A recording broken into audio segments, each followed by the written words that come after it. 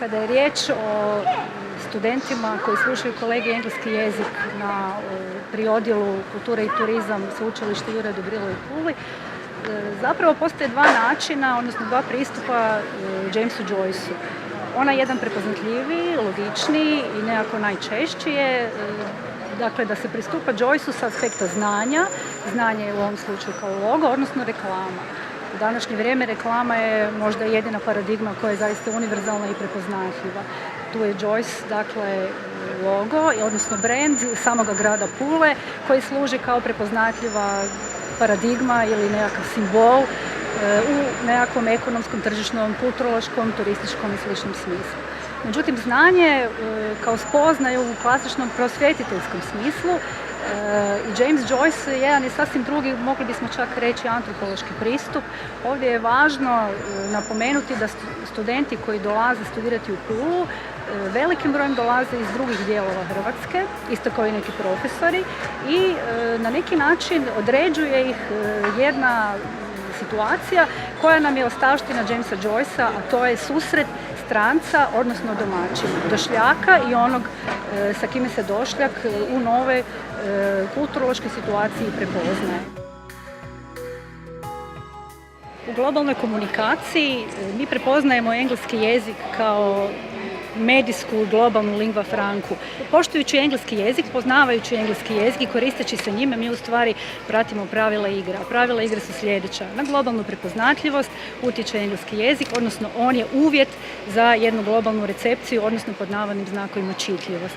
Kad je riječ o Jamesu Joyceu, tome naravno nije tako, jer je to tekst koji sam po sebi neće biti čitljiv samim time što je engleski. Ako govorimo o nekakvoj lingvističkoj, metaforičkoj i sličnoj ravni. Međutim, ono što je kod Joycea vrlo prepoznatljivo i danas značajnije nego možda ikada ranije, to je ono što se pod zajedničkim nazivnikom u globalnoj komunikaciji naziva multikulturalizam, premda se mnogi autori ne bi složili što se tiče uspješnosti tog termina. Pojasnit ću, multikulturalizam zaista na određen način traži, odnosno podrazumijeva da se razne kulture, recimo čak i nacije, etničke skupine i slično, stavljaju zajedno u jedan određeni suživot koji bi trebao funkcionirati po intrizičnoj, odnosno nekakvoj automatskoj, spontanoj reakciji, bez ikakvih nekakvih drugih problema, preispitivanja i sl.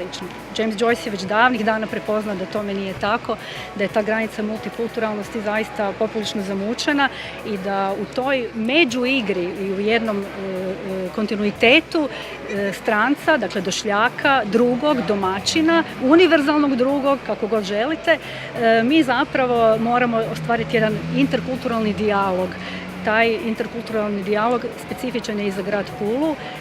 Studenti koji dolaze ovdje putem Joycea, putem projekta Bloomsday, zapravo su na određeni način integrirani u lokalno, bez obzira da li pripadaju Puli i Istri ili dolaze iz nekakvih drugih dijelova zemlje, također i profesori, a s druge strane obogaćuju se vlastiti identitet, to neki još nazivaju i sebstvom, kako oni koji su došli, tako i oni koje ovdje oni nalaze. To je u stvari možda najinteresantniji i najznačajniji aspekt Jamesa Joycea, osobito što se tiče studenata kulture i turizma koji slušaju kolegij engleski jezik i aktivno sudjeluju na ovaj način sa novim spoznajama, dakle starim spoznajama u novom kontekstu na projektu Bloomsday.